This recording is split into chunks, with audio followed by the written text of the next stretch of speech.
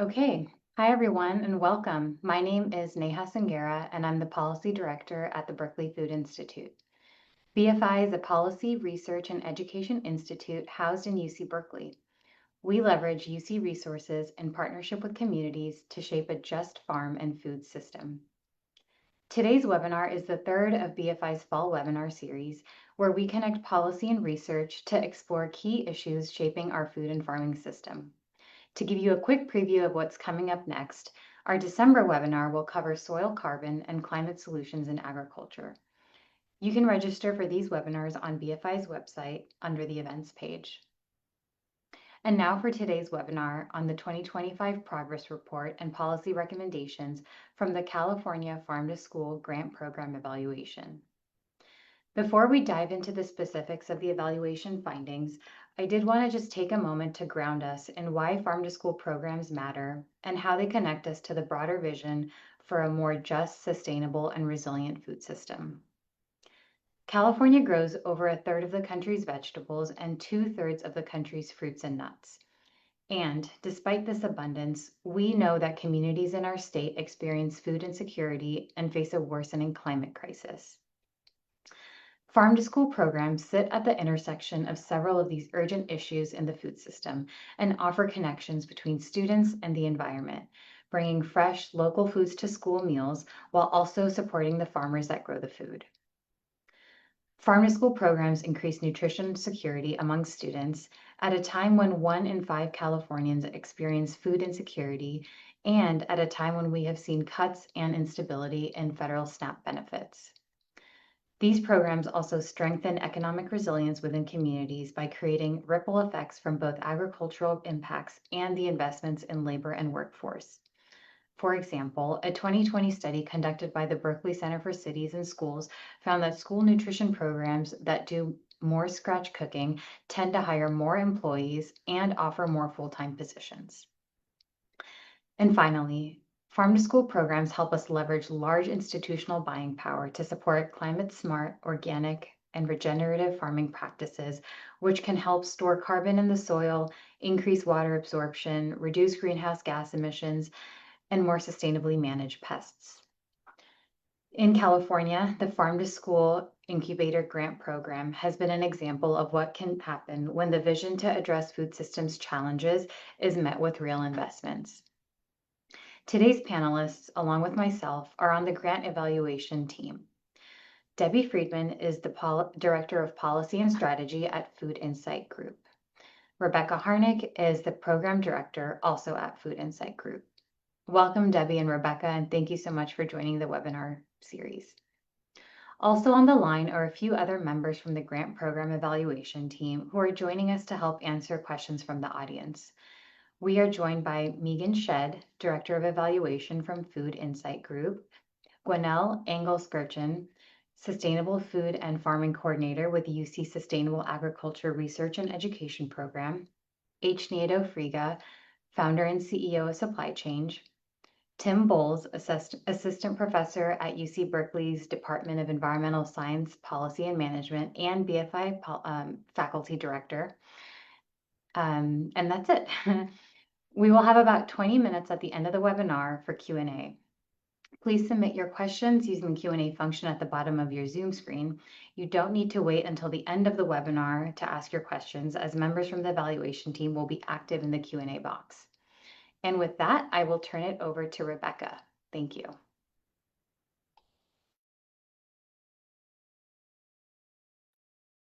Thank you so much, Neha.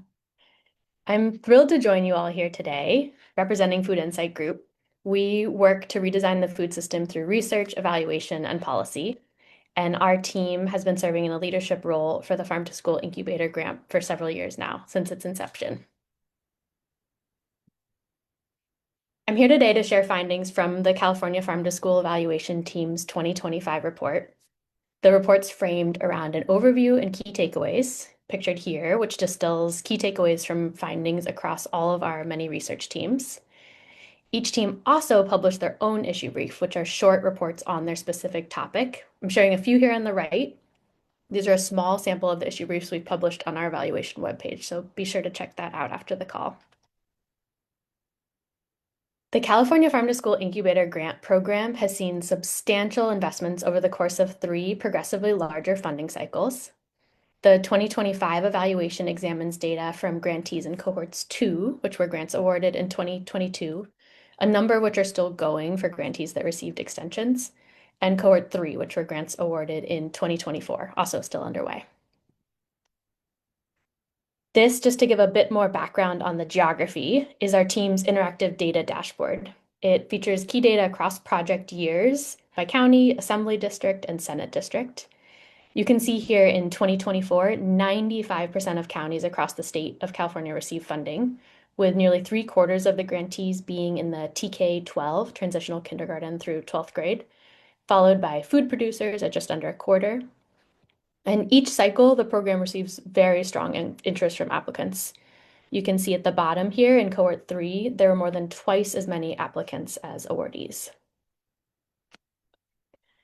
Our evaluation team, as Neha shared, is expansive with project team members from UC Ag and Natural Resources, UC Berkeley, Food Insight Group, Berkeley Food Institute, Supply Chain, and Project Reflect. We've also had team representation from the USDA, and we're really excited to have them all join, many of them join for the Q&A today. To provide a little bit of background to situate this evaluation, this grant is rooted heavily in foundational work championed by first partner Jennifer Siebel Newsom and California Department of Food and Ag Secretary Karen Ross. In 2020, they convened a farm to school interagency working group, an advisory committee, and subcommittees from across the state's leading farm to school practitioners. The teams hosted over 100 conversations with a wide range of stakeholders across the state. And this culminated in the publication of a roadmap for farm to school in the state, which is pictured here in the upper right. So our evaluation work is really guided by the high level goals of the state's roadmap. These are pictured here: cultivate equity, nurture students, build climate resilience, and create scalable and sustainable change. As we frame this presentation, we want to start here just talking through the immense complexity of systems transformation. A large number of policy and market forces have led us to where we currently are in the US, where school meals are highly dependent on processed and packaged foods for the school meal service. And this approach to school meals has really served as a barrier to market access for many small and mid-sized local farmers. Reshaping the supply chain means that services that are traditionally provided by large distributors, processors, and food service companies are now being carried out by schools, nonprofits, food hubs, and regional distributors. One of the key findings from our research team is that building a farm to school system requires creating an alternative supply chain alongside the predominant one. This really requires new logistical and vendor arrangements, which often prioritize that shorter supply chain and direct relationships and local sourcing. The transformation also means building local and regional resource capacity to bring food from the field to the classroom or cafeteria. And you'll hear a number of different quotes and examples of how this is playing out at the local level. So we want to underscore that the Farm to School Grant Program is at the early stages here of putting the building blocks in place for this alternative supply chain, while uncovering some of the structural challenges that will continue to need to be addressed. You'll see these elements of supply chain transformation embedded in the impact areas we prioritized in our evaluation, which we call the 5 E's. I'll talk through each of these in greater depth through the presentation. Equity, economic resilience, environment with a focus on climate resilience, education, enabling factors and barriers, and that's really focused on supply chain transparency today. So I'll dive right in here. We're covering a lot of ground today with equity. There were two quantifiable metrics set forth by the roadmap, and the first was around equity. This was to prioritize funding for small and mid-sized producers and socially or economically disadvantaged California producers, which we've defined in our report. I won't cover that today, but we do have a glossary with extensive definitions. The targets here were 25% and 40% in 2022 and 2024, it's ramping up, and you can see they were far exceeded. In 2022, 86% of grantees met this criteria, and in 2024, 100% did. CDFAs played a really key role in advancing equity through their regional leads program. They have representation across the state's 8 regions, and these roles really support with relationship building with the priority producers, as well as participation in the program and technical assistance throughout. Collaboration with the California Office of Farmer Equity has also been very impactful. There was one opportunity for future improvement that we noted here in the evaluation around tribal communities. In 2024, CDFA established a 10% set aside of $5.28 million for tribal applicants specifically. This wasn't met, though 5 tribal grantees were funded for a total of $1.5 million, which was an increase over prior cycles. We want to recommend that CDFA considers providing additional targeted engagement and supports for tribal communities for future funding cycles. Let's talk about the next E, which is economic resilience. This centers on the way in which school meals are transforming supply chains, including shortening them and building regional capacity, like we talked about. To better understand this, our case studies team conducted 78 interviews with key players all along the supply chain, and they honed in on the key areas that impacted the reshaping of the supply chain. I'll share them here, and then we'll go subsequently into more detail on each of them. They were infrastructure, labor, market alignment, social ties, knowledge, and motivation. Let's talk about them. Infrastructure. The team found that being able to fund and access storage, distribution, and processing infrastructure is immensely problematic all along the supply chain for schools, for farmers, and distributors. The infrastructure that exists faces immense strain in the current system. I'll read this quote here from a school representative. The kitchens are really small.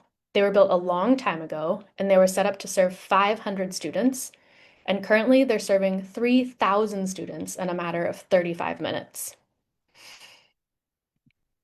The next area is labor.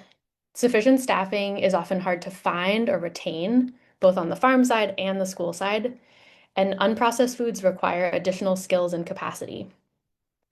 The team also found that seasonal variations in both the production cycles and the school cycles lead to labor challenges. I'll read a quote here from a school representative.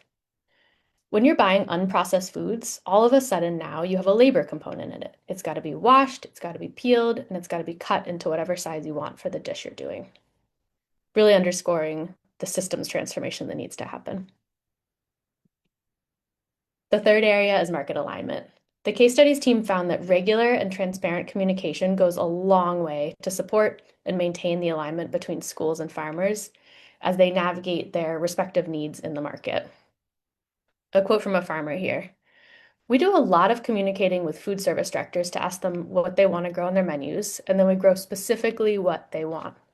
Really underscoring this is a customizable situation. It's not these big food service distributors we're looking at from historically the systems that were in place. The next area is social ties. The team found that engagement can really help to foster and sustain the farm to school purchasing relationships, and it may actually be fundamental in order to make those things happen. Partner organizations and regional leads played a really key role in supporting the development of relationships. Here's a quote from a partner organization. We are the connector. We literally invite farmers to sit down with a food service director. We introduce them and we help them navigate the initial contact and begin to pave the way so they can step out of the way, so we can step out of the way and they can stay connected. Knowledge. Technical assistance, which can come in both formal and informal settings, really supports the development and adoption of new processes. This quote from a partner organization exemplifies this. Changing menus is not easy. Dealing with distributor issues, all these things that are so easy to overlook when you're coming from a place of wanting to make change and you have no actual real world experience. You can have an idea all you want, but implementing it is not always easy. The final area is motivation.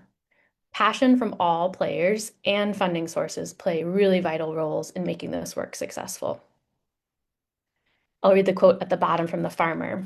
It takes a lot of time to pick watermelon, but we love to do it, and it means a lot to us to be putting our food in the county's or the school's kitchens. You can really see the passion here from all sides. Early evaluation of districts that purchase food from local farms offers some preliminary insights into how regional networks are changing over time. In an analysis of the first 18 months, so the first year and a half out of 2 years, of 2022 K-12 and early child education grantees, it found that they spent 1.9 million in grant funds on food from local farms, with 2.1 million more earmarked for local procurement. So in the slide here, you can see spending primarily centers on produce, which is exciting, followed by meat and poultry, and a small fraction on other items. You can also see that the majority of the purchases were for school meals, with a smaller portion focused on education, and really a fraction on community-supported agriculture. This analysis, again, took place in the early phases of the grant, and while this amount of grant funds spent on food represents a small portion of the budgets, since systems change requires expenditures beyond just food, it really demonstrates that grantees are laying that foundation that we're talking about, building upon core relationships and processes for the future. Let's move on to the next E, that's climate resilience. I mentioned that the roadmap had two quantifiable metrics. The first was equity. The second is around climate resilience. These priorities were again exceeded in each year, with 53% of funds going to producers prioritizing climate smart practices in 2022 and 71% in 2024. The research team found that producers who implement climate smart agricultural practices were prioritized by the grant. Just to give a little bit of background for those who are less familiar with this, climate smart agriculture can be carried out through a number of different methods. On the right here, we have a few, just for example, cover cropping, no or reduced till, hedgerow plantings, prescribed grazing, and compost application. This is, again, among a suite of a whole slew of different practices that can be carried out. And the impacts are very wide-ranging, including greenhouse gas emissions, air quality, soil health, water infiltration, biodiversity, and improved pollinator and wildlife habitat. The chart we have represented here is the use of climate smart practices on farm to school acres among 2022 grantees. As you can see here, the majority of respondents utilize five or more practices concurrently on their operations, so these aren't mutually exclusive. The team also found that as a result of the grant, 41% of 2022 food producer grantees expanded the use of climate smart practices on new acreage within their operations. The grant also found that farm to school really is supporting farms already using climate smart practices. And this is important because small to mid-sized producers are going out of business in California at an unprecedented rate. And special attention really does need to be given to their ability to survive and thrive in the state. Maximizing their potential and accessing stable school markets can go a really long way. And in a series of 46 interviews, the team found that the grant has been successful at addressing some of their most core business challenges. Our next E, education. Student education and engagement are so fundamental to the impacts of farm to school operations. With hands-on education and experiential learning, this is really where it connects with students at an academic and personal level. This analysis summarizes 53 of the grantees' quarterly check-in surveys during the first year and a half of the grant, of the 2-year cycle. They found that the program approached, and then grantees approached this work in several key ways. So featuring California-grown food, investing in food and garden infrastructure, which we'll talk more about, building student voice, connecting to academics, and then really growing support through school-wide and community events. One striking finding is that nearly 3/4 of K-12 grantees leverage the grant funds to build or expand their school gardens, so 353 school gardens in total. This included growing food to be used in school meals and hydroponic gardening. And you can see that this took place, in a larger scale gardens and farms and in smaller scale hands-on gardens. Grantees also conducted taste tests, as well as education and learning activities specifically around culturally relevant foods. You can see a taste testing being carried out here by several students. Many grantees connected their education to academics, so tying in with the school curriculum, aligning with learning standards, and supporting staff professional development in the realm of farm to school education. And lastly, school-wide events were seen to be a huge source of excitement. This included field trips to farms, food hubs, central kitchens, ranchers, orchards, all kinds of different locations. And some schools even hosted free farmers markets and agricultural festivals and invited producers to visit the classrooms as well. Let's move to our final E, which is enabling factors and barriers. One of the enabling factors our research team found was the impact of partner organizations along the supply chain. This would be, for example, nonprofits and county offices of education, which really build on the work of the regional leads that the CDFA program manages, which we discussed earlier. The research team found that the roles of these partners varied widely. They can do the work, like, for example, growing a food like a farmer, aggregating like a food hub, purchasing like a school district. They can also support the work of others, like technical assistance or networking. And they can support with sustaining the work, really serving as financial supports through grant writing. By serving in this role, the team found that they can really fill some of the gaps and challenges that we're flagging through this presentation. And one of the greatest barriers that our team has examined is around supply chain transparency. I want to start by defining this. Supply chain transparency refers to real-time, proactive, and retroactive information about the source of food products, including their producers and processors, their production practices, and their certifications. This is distinctly different from FSMA, which is the Food Service or Food Safety Modernization Act of 2011, which is really focused on being responsive to food safety recalls or investigations. In contrast, supply chain transparency is about having this info upfront, so enabling institutions to purchase food more intentionally, aligning with their climate smart, ethical, California grown, all the different sourcing goals that they might have. And the team found that this lack of reliable and accessible information to the producer level in the supply chain really produces an immense barrier for California to fully achieve its farm to school vision. We want to share kind of how this plays out. This happens all across the purchasing practice, the process. So this can start pre-bid. So that might be 6 months out, when forecasting is needed, really identifying who the producers might be that the school district might be sourcing from. It's closer to the real-time availability, so purchasing farm names, products, and then volumes that are actively available. It's in the invoice stage, really verifying what was delivered and then flagging for any substitutions that might have taken place. For example, swapping one organic apple for another might not be enough. It might be actually understanding which farm this is coming from. And then usage reports, so that different attributes, California grown, BIPOC owned. This is really needed for the evaluation of vendors, as well as measuring progress for farm to school goals and grant compliance.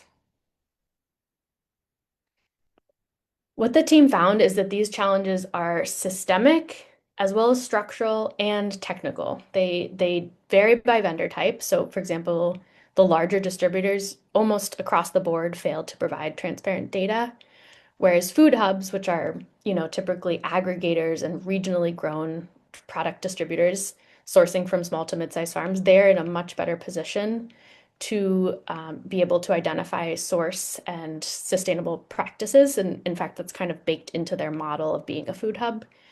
So they often can provide that detailed data. Part of the problem with the conventional distributors is they have no real shared data standards for the most part. This is like naming conventions, even definitions to the type of categories. their invoicing practices, and their reporting. It all varies widely. And the technology systems aren't set up to even track the data or be able to transfer it across the board. There are huge gaps in the technology practices. So while we want to underscore that this is a huge challenge, we also want to underscore that this is a huge opportunity. California really could design policy mechanisms to support transparent and values-aligned procurement, which Debbie will talk about very shortly. Just to close my portion out here, I want to be sure you're able to access all these wonderful resources which live on our Farm to School evaluation webpage. We've got overview and key takeaways is the summary that I mentioned. We've got the topic-specific issue briefs from all of our different wonderful research teams. And we have a data dashboard, which is interactive by county, all the different regions. You can break that down across years. I'll pass it to you, Debbie. Great, thank you. All right, let me share my screen. There we go. Okay. Thanks for joining the conversation today. I will get right to it. So we have these enlightening findings, and then how did we then design policy recommendations that would be informed by those findings? Our ultimate objective is that these recommendations can support the state of California in reaching the high-level goals in the Farm to School Roadmap. So that is our North Star. And more concretely, our first step was to review the evaluation findings carefully, meet with our researchers to hear their input, and then examine state and federal policies that were grappling with similar issues.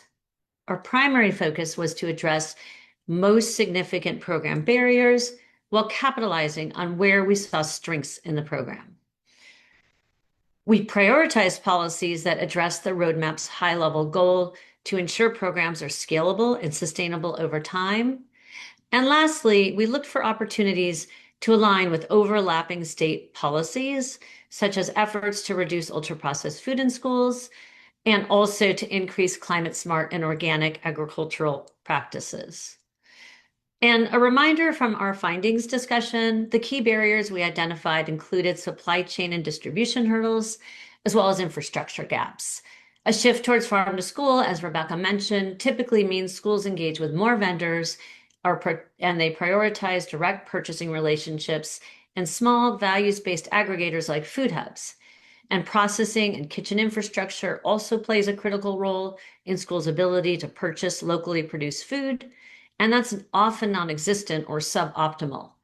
Access to storage, distribution, and processing infrastructure remains a challenge, and challenges with having trained staff needed to budget for, purchase, prepare, and serve food from prioritized farmers and ranchers is also a significant barrier to scaling and sustaining farm-to-school programs in California. And we also noted how federal regulations, the complex bidding process, and rules and requirements around school nutrition programs can be daunting for farm businesses who are interested in entering this market. And also lack of ongoing dedicated funding for foods with environmental benefits, such as organic, creates hesitation for those same farm businesses. Producers and school districts are reluctant to forge new relationships, learn new food procurement techniques, or dramatically shift their practices without the assurance of ongoing funding. And finally, lack of transparency in the school food supply chain, as you heard from Rebecca, is a significant barrier to scaling these programs. And this is particularly challenging with large distributors that many schools across the state currently rely on. Next, we categorize the recommendations. So the 4 categories are, first, priority recommendations for immediate action.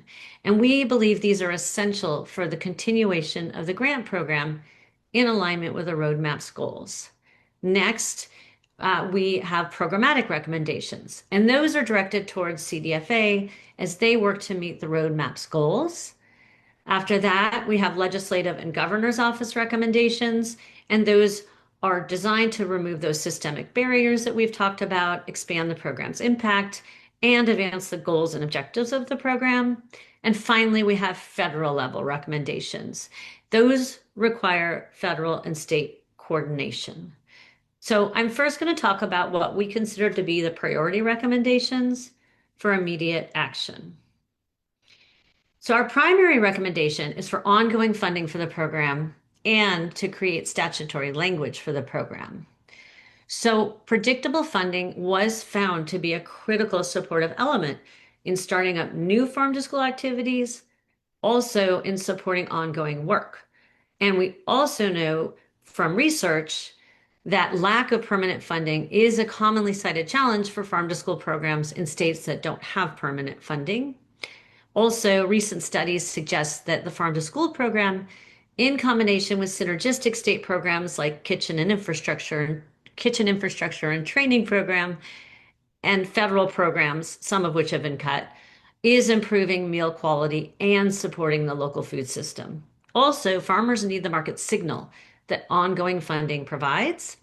And lastly, stability in the farm to school program is providing and can continue to provide a lifeline in the face of federal budget cuts to school nutrition programs and local food programs. And currently, the program's intentions and objectives are outlined in the Farm to School Roadmap, and that serves as an advisory document. And so we believe statutory language is appropriate at this time because of ongoing demand for this program, the public support, and also documented progress. So we also recommend that CDFA continue its holistic program design, and that focuses on investments on the entire farm to school supply chain, both on the demand side, and that's buyers, which are typically school districts, and the supply side, and that includes food hubs and related infrastructure investments on the supply side. Also, given how critical we have found CDFA's staff to be to the success of this program, by providing tailored, in-depth support that helps farm to school projects overcome challenges and succeed, we're encouraging the state to continue to invest in CDFA's staff capacity. And lastly, we're recommending that CDFA convene stakeholders during 2026 to update the metrics in the roadmap based on the evaluation findings. So you heard from Rebecca, current equity and climate resilience benchmarks are being met. So it's an important moment for CDFA to recognize its accomplishments. However, to scale and reach the high level goals of the program and to be able to measure and report on that progress, it's important to establish new metrics for those two goal areas. We also urge CDFA and stakeholders to consider additional quantifiable targets. So given time constraints today, I am not going to talk in detail about our programmatic recommendations for CDFA. I do encourage you to take a look at our policy recommendations for more information, and feel free to ask questions in the Q&A if you have any questions about these recommendations, as our researchers are here and can help respond to your questions. So next we're going to talk about the Legislative and Governor's Office recommendations. For those recommendations, we broke our recommendations into 4 categories: procurement, school food workforce, transparency, and evaluation and metrics. So first on procurement, to create meaningful market signals and the assurance of a stable institutional market for farmers and ranchers targeted by the Farm to School Grant Program, we're recommending that in addition to the competitive grant program, that the state create a pool of funds for dedicated values-based procurement. So a procurement incentive is dedicated funding that can be used by school districts to purchase food from the farmers prioritized in the roadmap. Our suggestion is an opt-in program to reduce burden and provide equity across large and small districts, as well as urban and rural districts. And the formula typically is a particular amount, such as 25 cents, times the number of lunches served in the prior year. That helps address chronic underfunding of school meals and higher costs in California, especially for farmers who are providing ecosystem services, which supports, as you heard from Rebecca, clean water, clean air, biodiversity, and pollinators critical for our food system's resilience across the state of California. And this design is intended to achieve the high-level goal in the roadmap to leverage the power of school food purchasing to shift the agricultural system towards the system envisioned in the roadmap. And it will also help with other state goals, such as reducing ultra-processed food in school meals, improving the quality of school meals in our universal meal programs, while stimulating local and regional economies, especially in rural areas. So how do we make this happen? There's some great examples happening in other states, and that can help inform the design and implementation. So state agencies that we talked with in Utah and Washington use state contracts, and that simplifies the process for schools and also aggregates the state's purchasing power. They emphasize the staffing needed in the agencies to execute this effectively, but we anticipate this will cut down on the admin costs on the school side and simplify the contracting process for small and mid-sized farms. In states like Vermont, the state contracts with food hubs or small distributors who can then aggregate the small and mid-sized farms. And I think this could be an exciting model for California to try, and it could be done at the regional levels with the support of the regional leads. And New Mexico Grown is also an example of a state that's doing food incentives well.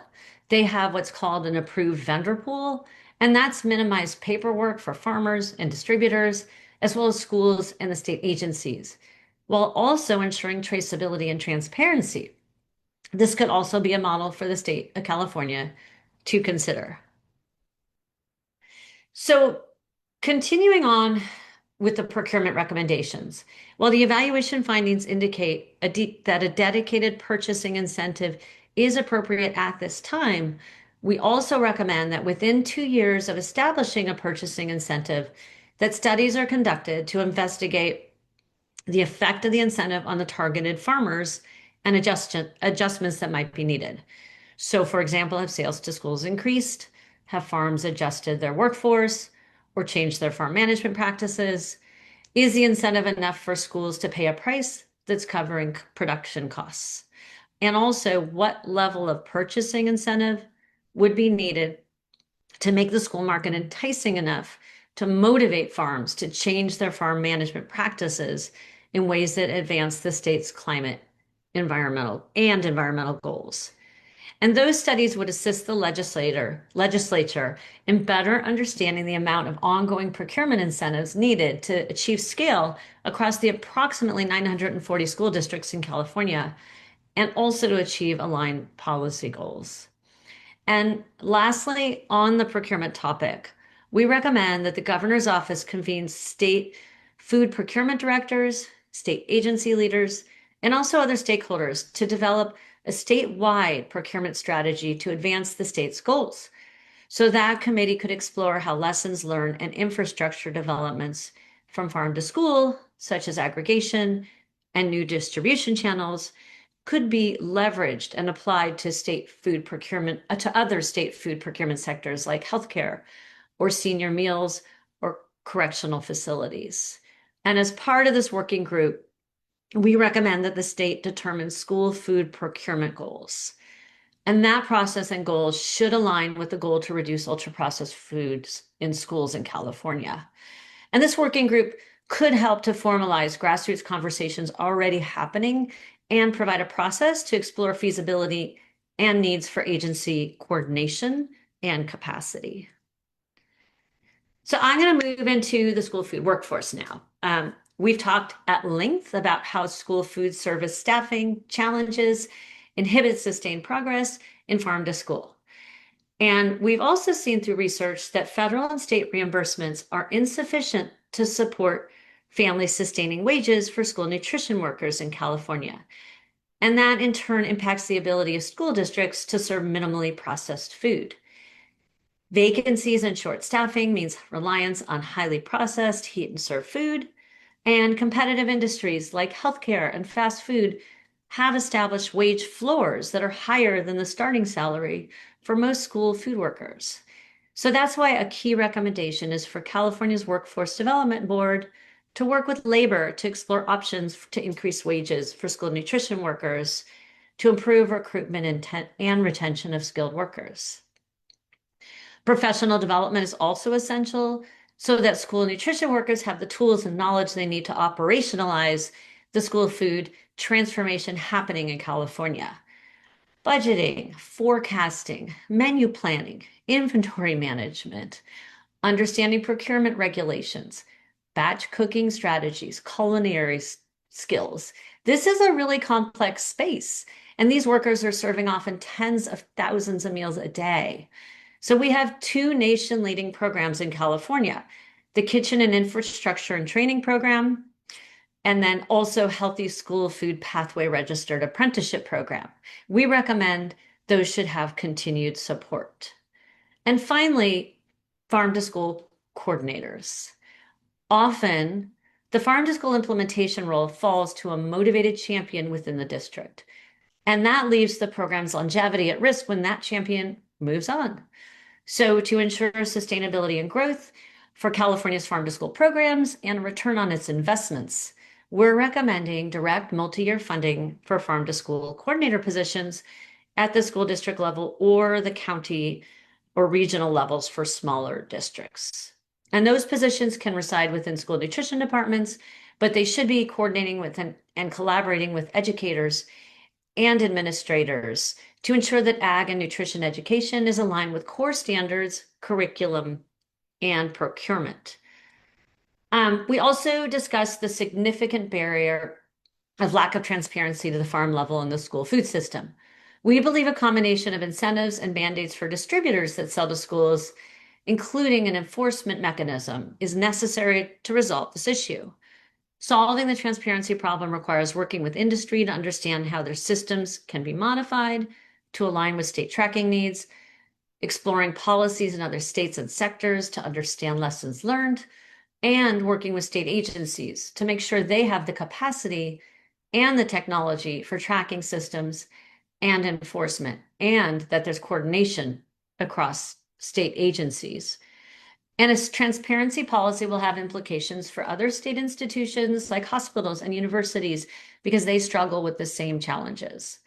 And transparency requirements will support AB 778 that promotes purchases of California-grown agricultural products by California institutions. It will also support implementation of the recently passed ultra-processed food legislation, which will require reporting. So lastly, by 2030, we recommend a follow-up independent evaluation of the Farm to School Grant Program be completed to measure return on investment and ensure the farm to school investments are achieving intended policy goals, and also to ensure that the updated metrics are being met. All right, finally, we're almost done here. We're going to talk about federal level recommendations. So our first federal recommendation is cash in lieu of commodities. And this is a super wonky term, so why do we have to talk about it? About 15 to 20% of foods that make up school lunches are commodities purchased by the U.S. Department of Agriculture through what's called the USDA Foods Program. And so this greatly limits the flexibility of nutrition departments to purchase fresh ingredients from local and regional farmers and ranchers that could be used by school nutrition departments for a significant portion of their budget. Providing more flexibility can unlock potentially hundreds of millions of federal dollars that nutrition departments could then use to support local and regional food systems and California's economy while putting more fresh, minimally processed local food on our kids' plates. And so what is cash in lieu? It would allow school districts the option to receive a credit equivalent to their USDA Foods commodity dollars, meaning the school district could then use the credit for local values aligned food. And what would that mean in terms of dollars and cents? The cash in lieu value of USDA Foods is 30.5 cents for the Child Adult Care Food Program. According to the Legislative Analyst's Office, 967 million meals will be served in California each year. That means the potential unlocked dollars are nearly $300 million. And this will depend on several factors, including the number of schools that opt in, but it helps illustrate the potential. And our ultimate recommendation is for CDFA to work with federal lawmakers and USDA to seek statutory authority to implement the cash in lieu option for California school districts. And that will also help the state meet the goal to leverage school buying power to support California producers while incentivizing climate resilience in the agricultural sector. My last recommendation, and I know I'm pretty much out of time, is that to relates to the Department of Defense Fresh Fruit and Vegetable Program. States can use a percentage of their value with USDA food commodity dollars for what's referred to as DoD Fresh. That program is facilitated by the California Department of Education, and currently there's limited organic and California grown items on that list. So we recommend CDFA work with CDE to ensure that DoD Fresh bids and awards prioritize certified organic and California grown produce to maximize those options for school districts. And the bid should require vendors to report farm identity and make that information available online to establish transparency and accountability for the public funds. This would help California use its bidding process and contracts with vendors to preference and incentivize California farmers and ranchers prioritized in the roadmap. And that would increase the availability of these options for school districts. It would also help school districts comply with any state procurement goals that are developed and also redirect those federal dollars towards the California economy. I will stop there. Thank you so much, Rebecca and Debbie. That was a lot of content that you covered, and I think that really speaks to how complex the issue of farm to school is. So thank you both for sharing your expertise. At this point, we will start the Q&A. I will invite some of our additional panelists that are here to join us to turn their cameras on, and we have several great questions in the chat. We have a little over 10 minutes, so we'll try to get through these fairly quickly. So the first question is, how would you make sure that schools in historically underfunded or redline neighborhoods, such as those in East Oakland, receive fair access to the grants? And I will ask Megan to respond to this question. Sure. Thanks for that question. One of the most important aspects about this particular grant is the request for applications, or the RFA, for districts, and that also at the time of the RFA release is the review criteria. And so on the CDFA website, you can see both the information that is requested in the RFA and the review criteria. Another aspect that's particularly unique about this particular grant is the presence of the two dedicated regional leads in each of the 8 regions. So there's the Farm to School Regional Producer Engagement Specialist and the Farm to School Network Regional Leads. And those two individuals, but there's a large group of them. They not only provide technical assistance to grantees, but they also establish regional collaboratives. They can facilitate partnerships. They support the grantees, but they also organize regional events. And so they're making those connections and can support potential grantees ahead of the release of any RFAs. Thank you, Megan. Our next question, also from Linda, BCC. How does the program teach students how to eat healthy and prepare simple meals? And if so, does the program do those things? And if so, how is this education delivered in schools? I will invite Gwinnell, if you could speak to some of the on the ground education that's happening around food and nutrition. Yeah, thank you, Neha, and thanks for the question. Yeah, I mean, I think through the interviews that we did on the case study team with some of the schools, we definitely saw examples of both schools themselves carrying out a range of, different ways of engaging the students through taste tests and different activities. And that was also a place where we saw some of the supporting organizations and nonprofit partners working alongside schools to do, nutrition curriculum and recipe development. Sometimes that even extended, into sending that information home with the students. So it wasn't only kind of taking place within the walls of the school, but it was also going back out into the community and having sort of a much broader ripple effect. So that's just sort of a little example. And yeah, I think definitely in the progress report, we have more kind of examples and yeah, illustrations of that. Wonderful. Thank you, Gwenelle. That was helpful. The next question has to do with the incentive program and the certified supplier. So I will direct this to Debbie. Are there any recommendations for ensuring that those certified suppliers lists as a part of the policy recommendations would be inclusive for small and mid-sized local aggregators who may not have resources of large distributors?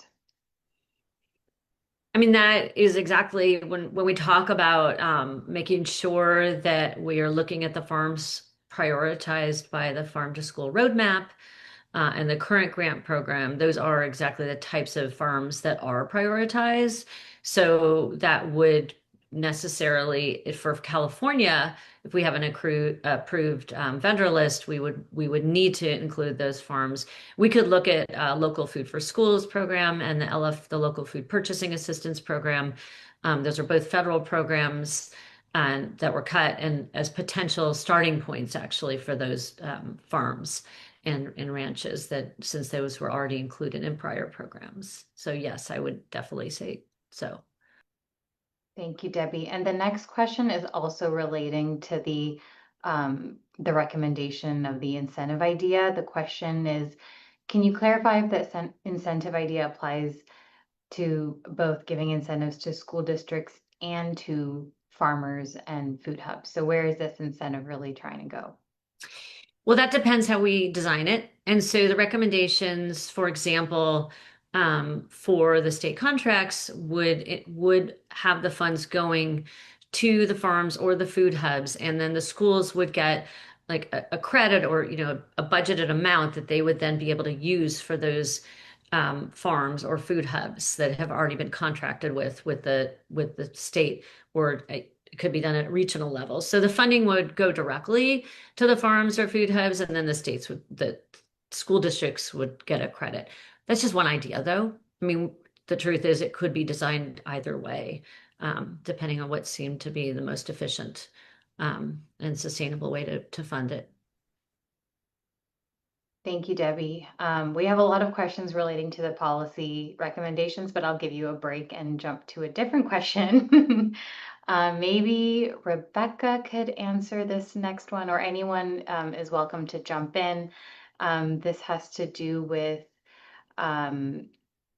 education as an area covered only approximately.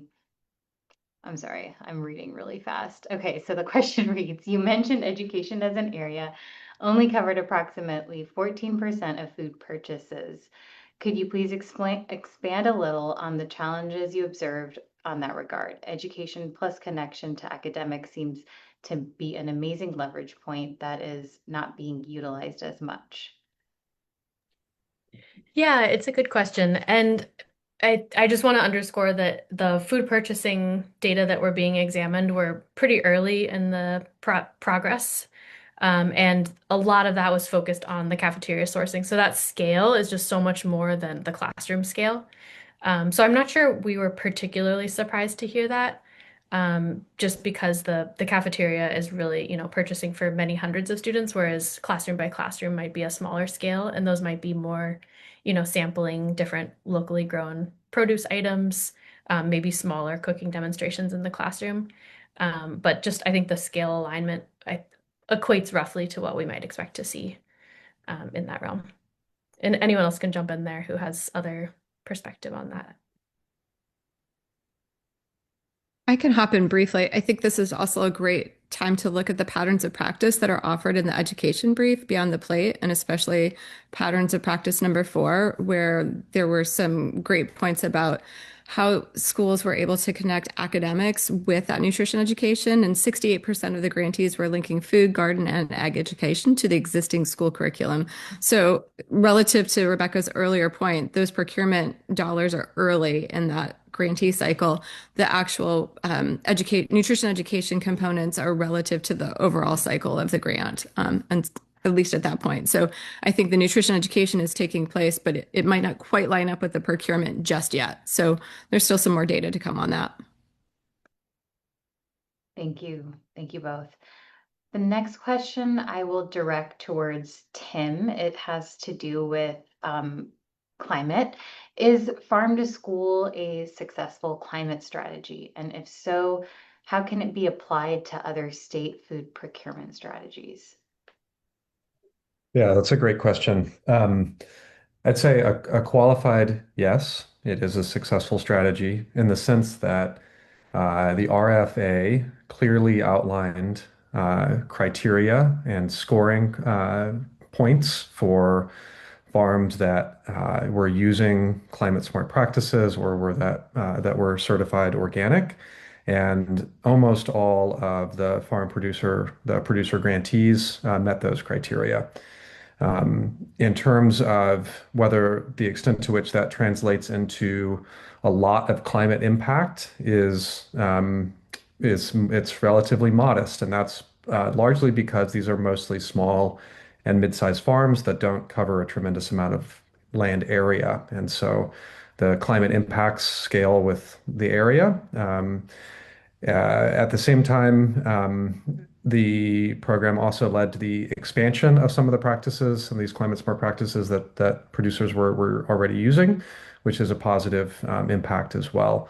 And so I think the strategy of, in terms of other state food procurement strategies, I think including criteria for farms that are using these practices is seems to be a solid starting point for how to include climate in procurement strategies that to be able to bring these farms into the fold and help support their economic viability, which leads to then continued climate benefits down the road.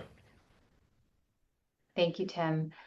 We probably have time for one or two more questions, and this is kind of a fun one, so I'll open it to anyone on the evaluation team.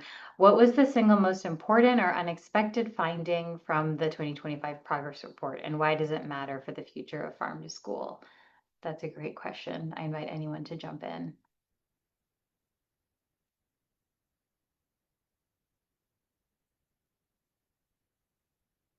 It's also a hard question. I'd love to hear from H a bit more about supply chain transparency if you'd like to share a bit more about that finding. Yeah, I've worked with distributors in farm to school and farm institution for quite some time. And of course, I've heard so many school districts talk about how difficult it is to get the data they need from distributors, but I never really truly understood the source of the issue. So it was very surprising for me to have in-depth conversations with, like folks who work for giant distributors who are more open with me than I expected them to be because they are also frustrated with how their systems are built. I think it's easy to demonize distributors when they don't do what we want them to do or they don't seem to be doing values aligned things.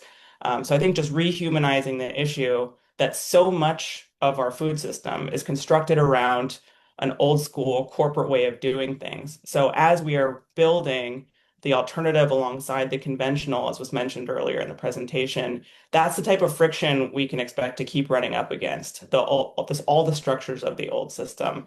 And also, it was surprising, maybe not so much surprising, but it was affirming to hear from food service directors and say, like, I've been dying for somebody to ask me this question because I'm suffering in silence from trying to track down all the pieces of data I need to meet my farm to school goals. Wonderful. Thank you so much, H, for illuminating that point. That is time. So thank you everyone who was able to join our webinar today. If you would like to read more, please look at the Farm to School Grant Evaluation Program website where a bunch of documents that we've referenced today are available. Thank you, everyone. Take care.